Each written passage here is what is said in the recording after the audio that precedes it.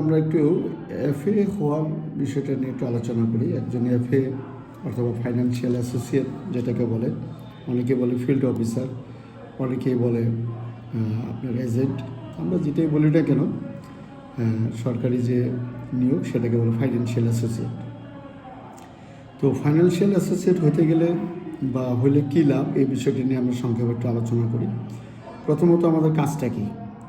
আমরা সাধারণত ব্যাংকের মতোই কিছু প্রোডাক্ট আছে আমাদের, যেমন ডিপিএস একটা প্রোডাক্ট, এডুকেশন পলিসি একটা প্রোডাক্ট, সেভিংস স্কিম আছে আমাদের, বা সেভিংস একটা প্রোডাক্ট।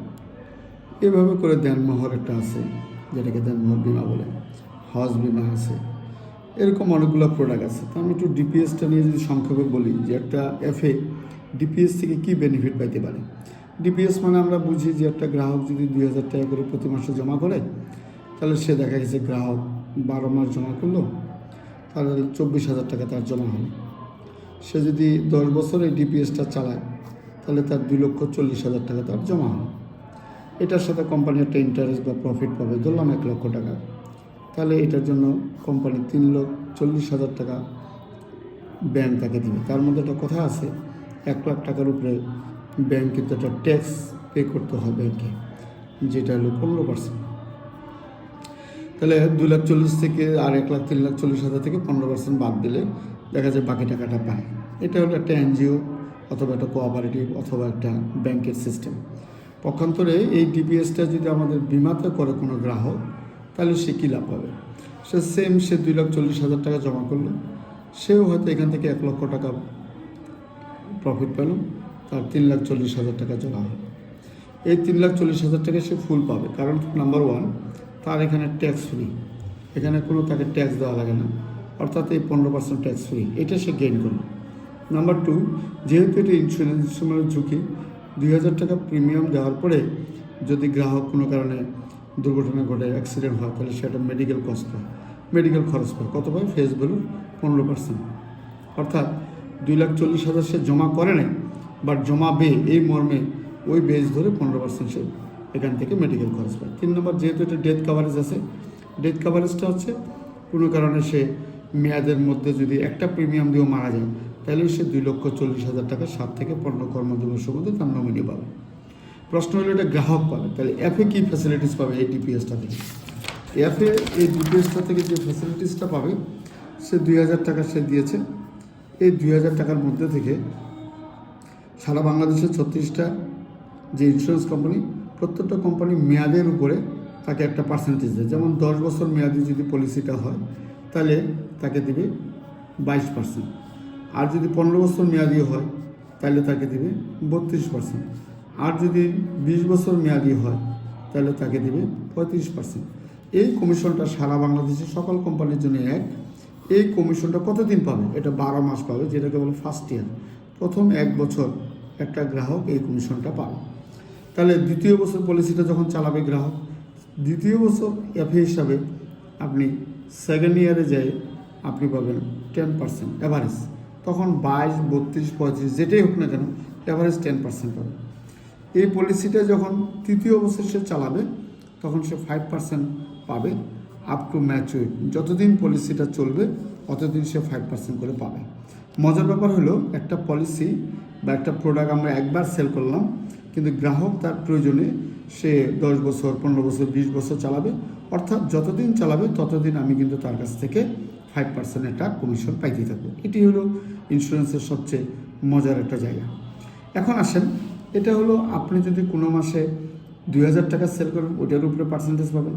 10,000 করেন, তাও পাবেন। 1 লাখ করলেও তাও পাবেন। কিন্তু কোম্পানি আমাদের একমাত্র আলফা, সারা বাংলাদেশের 36টার মধ্যে একটা কোম্পানি যেটার বেতন বা অ্যালাউন্স আপনাকে দেয়। সেটা কীরকম? 1 থেকে 30 তারিখ হলো সেলস টার্গেট। 1 থেকে 30 তারিখের মধ্যে যদি আপনি 20,000 টাকা সেল করতে পারেন, অর্থাৎ আপনি 10টা ডিপিএস সেল করেছেন 2,000 টাকা করে, আমি একটু উল্টা দিক দিয়ে লিখলাম, মানে 2,000 টাকা করে 10টা ডিপিএস, তার মানে 20,000 টাকা আপনার সেল। তাহলে 20,000 টাকা সেল যদি করেন, তাহলে এই 20,000 টাকা সেল করলে কোম্পানির নাম্বার 1 আপনাকে তো কমিশন দিবে মেয়াদ অনুপাতে। দেখা গেছে আপনি 15 বছর মেয়াদি সেল করেছেন, 6,400 টাকা আপনি কমিশন পাবেন। পাশাপাশি আপনি একটা স্যালারি বা অ্যালাউন্স আপনি পাবেন সেটা কত? 5,000 টাকা। প্রশ্ন হলো কেন? আপনি 20,000 টাকার একটা টার্গেট ফিল আপ করেছেন। এই টার্গেটটা ফিল আপ করার কারণে এটা দিচ্ছে। প্রশ্ন আসতে পারে যদি না করতে পারি তাহলে আপনি শুধু কমিশন পাবেন। 1 টাকাও যদি অ্যাপসে আপনার কম দেখায় তাহলেও কিন্তু আপনার স্যালারিটা পাবেন না, কমিশন পাবেন। এখন প্রশ্ন হলো প্রথম মাসে 10 জন ডিপিএস চালাইছে, 2,000 করে 20,000 টাকা। সেম কাজটা কিন্তু গ্রাহক দ্বিতীয় মাসেও এই 20,000 টাকা কিন্তু আপনার সেল হবে। আপনি কাজ করলেও হবে, না করলেও হবে। তাহলে দ্বিতীয় মাসে আবার আপনি কমিশন কিন্তু ঠিকই 6,400 টাকা পাবেন। প্রশ্ন হলো দ্বিতীয় মাসে তো নতুন কোনো পলিসি আপনি দেন নাই, যদি না দেন তাহলে কমিশনই শেষ। স্যালারি পাওয়ার শর্ত হলো মিনিমাম একটা নিউ পলিসি আপনাকে সেল করতে হবে, যেটার মূল্য হয়তো 3,000 টাকা, তাহলে সেটার জন্য আপনি 5,000 টাকার বেতন পাবেন। অর্থাৎ একটা নতুন পলিসি সেল করলেই আপনি 5,000 টাকা কিন্তু পাবেন। এই আবার আপনি 11,400 টাকা কিন্তু টোটাল পাবেন। ঠিক এখানে যেমন 11,400 টাকা আপনি পাচ্ছিলেন, ঠিক এখানেও আপনি 11,400 টাকা পাবেন গভর্নমেন্ট ট্যাক্স বাদে। বাকি টাকাটা 2 থেকে 5 তারিখের মধ্যে আপনার সেভিংস অ্যাকাউন্টে চলে যাবে। এভাবে করে দ্বিতীয় মাস কাজ করার জন্য যদি আপনি ভালো কাজ করতে পারেন, যে না 20,000 সেল করছি, এই মাসে আরও 30,000 টাকা সেল করলাম, তাহলে বিগত সময় করছেন 20,000, এই মাসে নতুন করলে 30,000, মোট 50,000 টাকার আপনি সেল করছেন। তাহলে কোম্পানি আপনাকে কিন্তু বেতন দিবে আপনাকে 7,000, আর চার্ট অনুযায়ী আপনার কমিশন যেটা কম বেশি 16,000 টাকা আপনাকে দিবে। তার মানে দ্বিতীয় মাসে যে আপনি 23,000 টাকা ইনকাম করতে পারেন। ঠিক এভাবে করে আপনি যদি কোনো মাসে 1 লক্ষ টাকার সেল করতে পারেন, তাহলে আপনাকে সেই মাসে বেতন দিবে 10,000 টাকা, আর আপনাকে কমিশন মেয়াদ অনুপাতে দেখা গেছে 32% যদি আসে তাহলে 32,000 টাকা, তাহলে ওই মাসে আপনার 42,000 টাকা ইনকাম।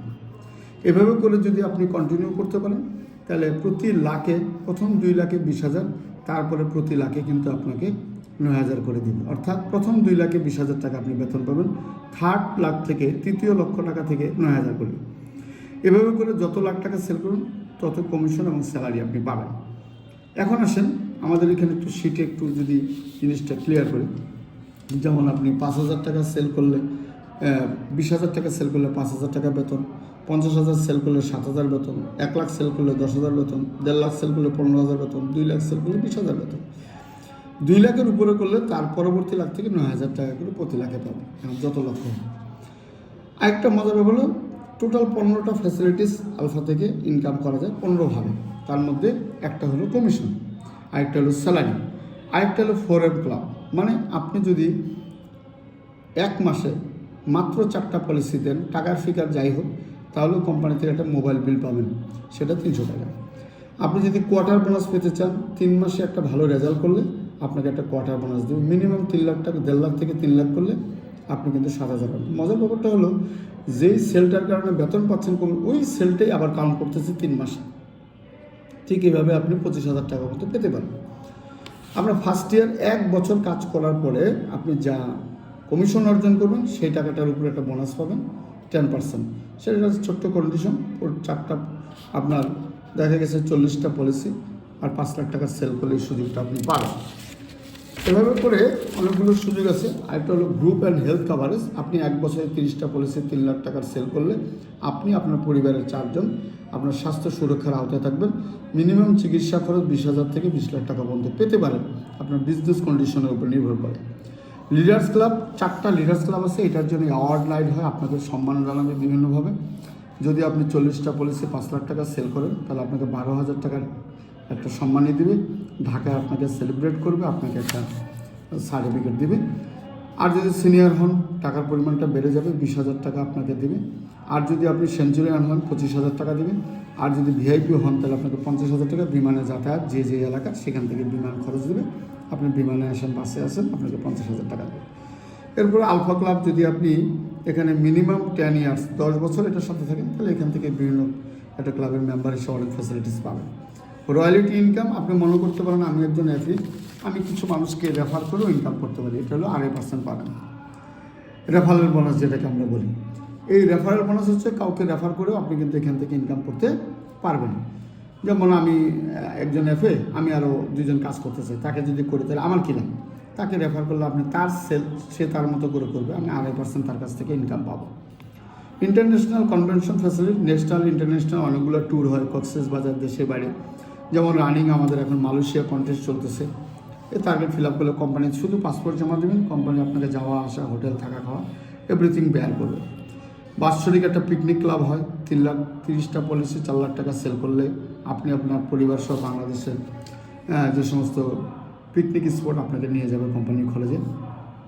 সবচেয়ে মজার যেটা আমাকে ভালো লাগছে, প্রভিডেন্ট অ্যান্ড পেনশন পলিসি, যে একটা সময় পর্যন্ত কাজ করলেন, সেটা নির্দিষ্ট 5 বছর, এরপরে চাইলে আপনি রিটায়ারমেন্টে যেতে পারেন।